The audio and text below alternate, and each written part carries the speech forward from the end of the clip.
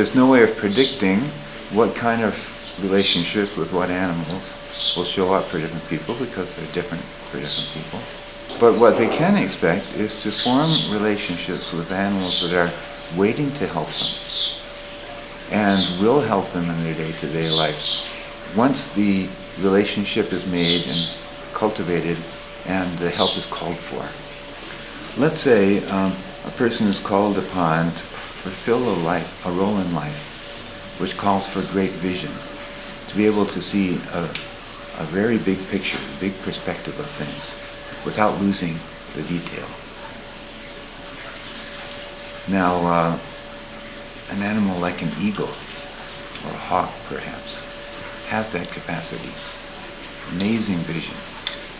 Can see far away, big picture, and great resolution. And yes, this is a physical capacity, but it's also a spiritual capacity.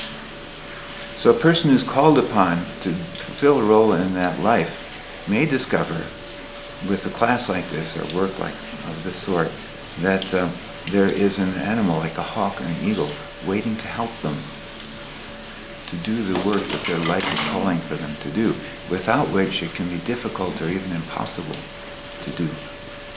The particulars of how it's useful for people are really very much individual cases. Jaguar, of course, is a great hunter, and in particular, it's quite aggressive. Of all the large cats, it's the most aggressive, in fact.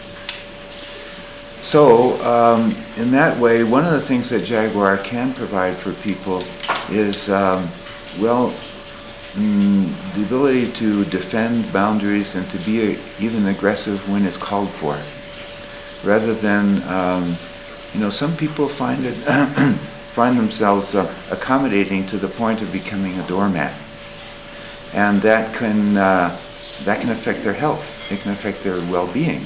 As a matter of fact, inevitably it does, if they find themselves letting other people take advantage of them. Now, it's something that jaguar medicine will not permit. I know a man who was having trouble with a shoulder, a frozen shoulder, very painful and restricted movement. This is a person who also had relationship to a snake totem. And he felt a call upon the snake to help give him the flexibility and the fluidity of movement that, of course, snakes do embody.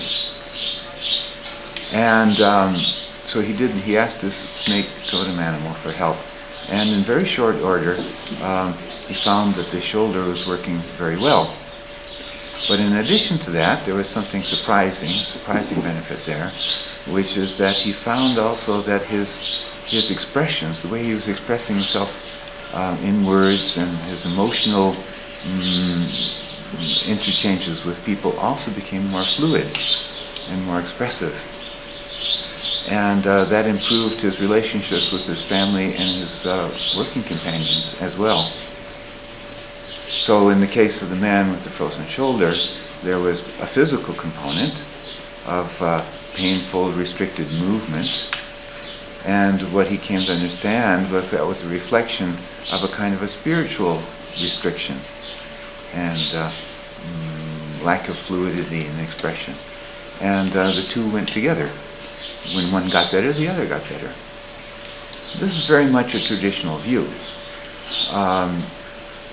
And that traditional view is just as useful and just as valid in today's world as it ever was.